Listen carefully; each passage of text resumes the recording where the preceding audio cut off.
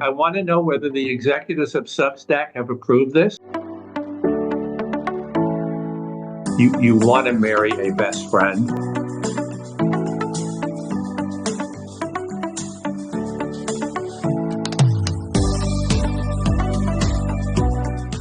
Do you think it's a great idea? Not everyone.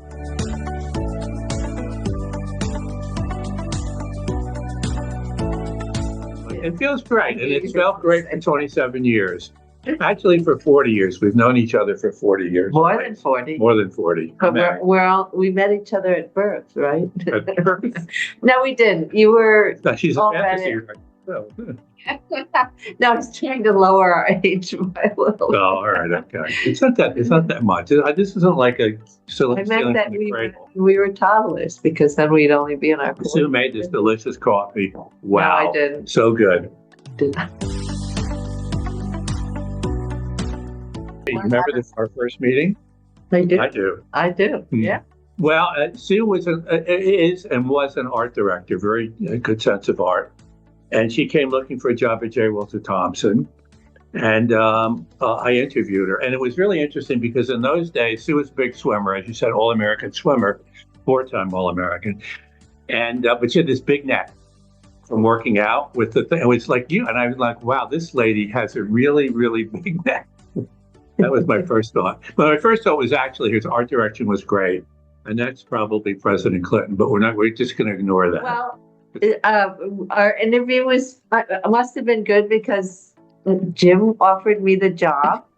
If I had told you on our interview that I was going to marry you and have Jack with you, and he said, you wouldn't have gotten the job. Yeah, I think that would have been a little problematic. Well, it's a little funny looking back on it in hindsight, but it wasn't, like we had a nice relationship for what it was at the time, and 13 years later, I think it was, he asked me out on a date, and it took me a little time to work up my nerve. I actually thought, because what he would do is he would go around and ask people for help with his book jacket covers. Okay. Came into my office and I thought, oh, here he's going to ask me about a book jacket cover. But then he actually asked me to go out to dinner. This is very late. This is, no, at this like point. I said, 13 years later. I'm no longer in the business. He was not my boss anymore. And, it was one of those like, oh, it was a bad hair day and all those sorts of things. But it all worked out. After our date, I called her a few times, and then like the second time she said, look, if you think we're going to sit there and have these half-hour talks on the phone. No, it was 2 hours. Oh, whatever, yeah. 2 hours. We would sit there and talk, and then I'd see he was calling again. I feel like. What did you talk about? What made you guys just keep talking? Just like this. Yeah, all kinds of stuff. Yeah. Well, it's interesting, just talking out of school, because Sue had been married.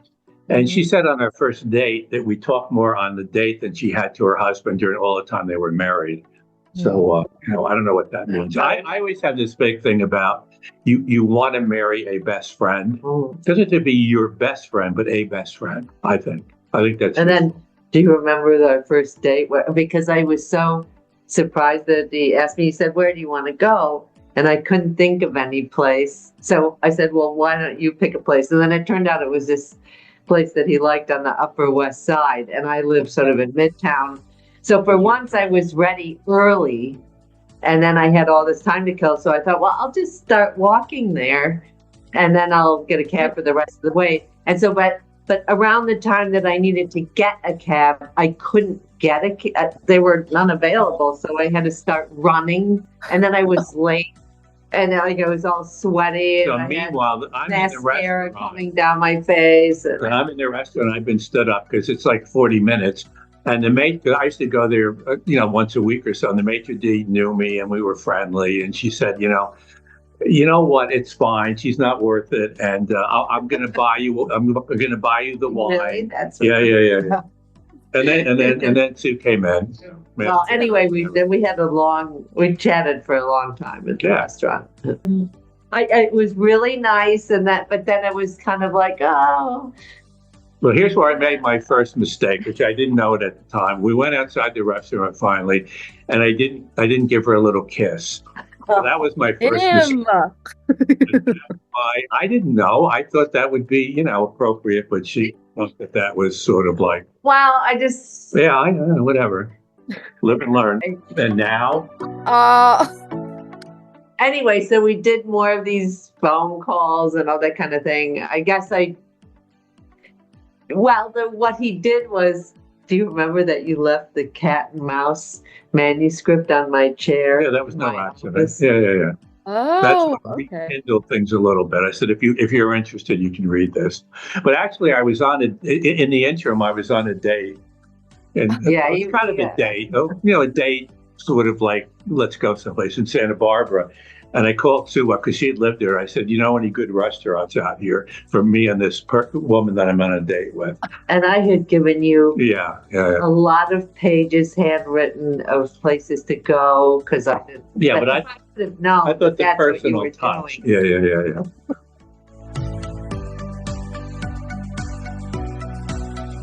I was in college. I have a Master of Fine Arts degree, and what I wanted to do was write children's books and do the illustrations and everything else. And my lead college professor sort of talked me out of it because he said, "Do you realize how hard it is to get a children's book published?" So he always had wanted to do that, and then we wrote Big Words for Little Geniuses, which was so perfect. Exactly what I would have wanted to do. And what was fun about it is when I went back to Madison, where I got my degree, this professor who had, coached me into going into advertising came to a party that they had for me to celebrate my book, which was really great.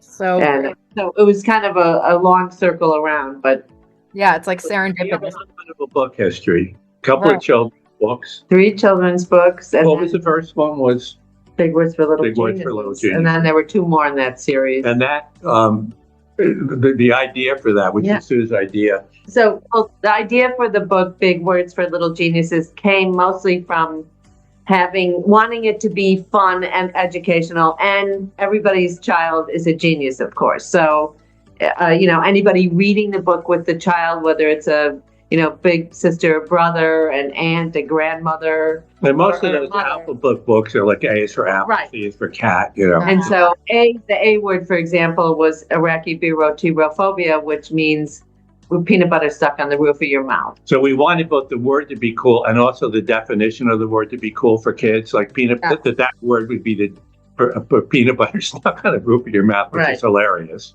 And it was so much fun finding the words, and then they obviously, you find a cool word, but it had to be appropriate and easily. And our publisher totally blew it because that book should still be selling in stores. I think it's a classic. It was so great, and advertising too. So it would. I got all of it. Every once in a while, some grumpy person will go, "Well, what is Jim? Blah blah blah blah, helping."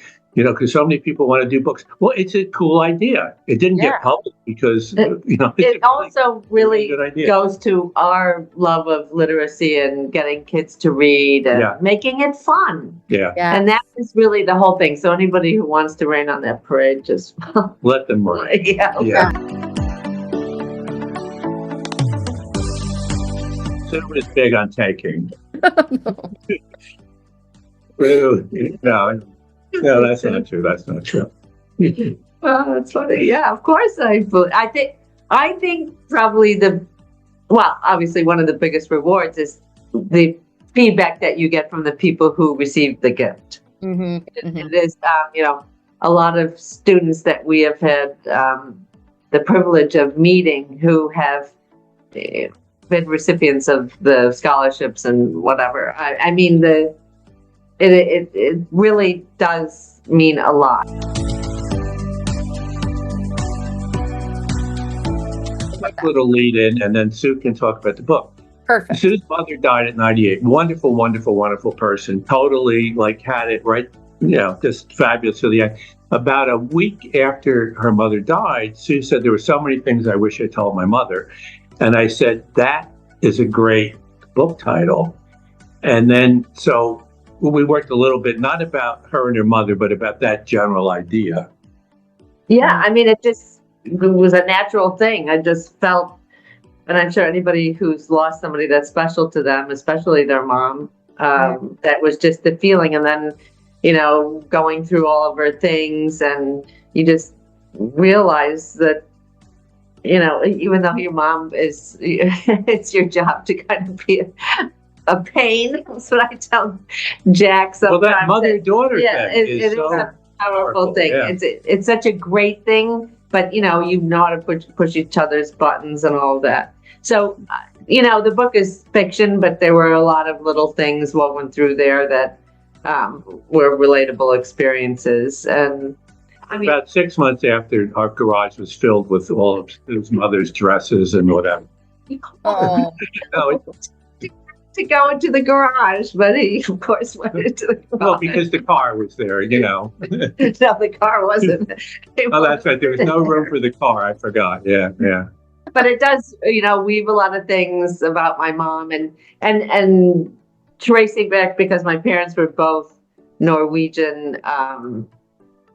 Just kind of going back through the family history seemed to We be a did logical thread. that thing, or my niece, who's a doctor, she had made us do that. What is it, 23 and Oh yeah, how right. it is. Yeah. And Sue's father was so Norwegian, 100%, so that nobody in his family even kissed anybody who wasn't Norwegian. I mean, that's how pure Norwegian her father was.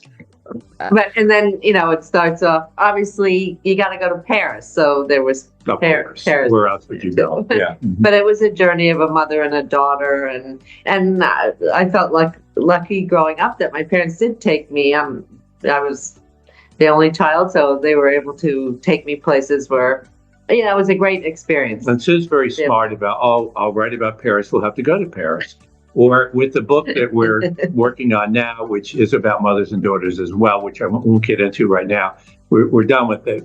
But for that one, we had to go to Lake Como for a week. Because that's where she said we should set this at Lake Como. I go, why don't we just set it like a few miles from our house? No, Joe was like, well, we've been to Lake Como. I was like, but we need to go there to really experience it with this book. And we did, and we really had a lot of fun. And we did find things that we wouldn't have known about had we not gone. But, that is correct.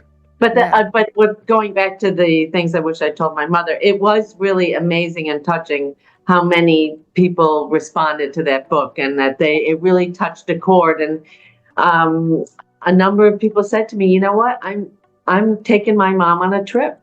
Yeah. They were going to, so that was, they got the meaning of the book. And I can identify with that because I got taken on 2 trips.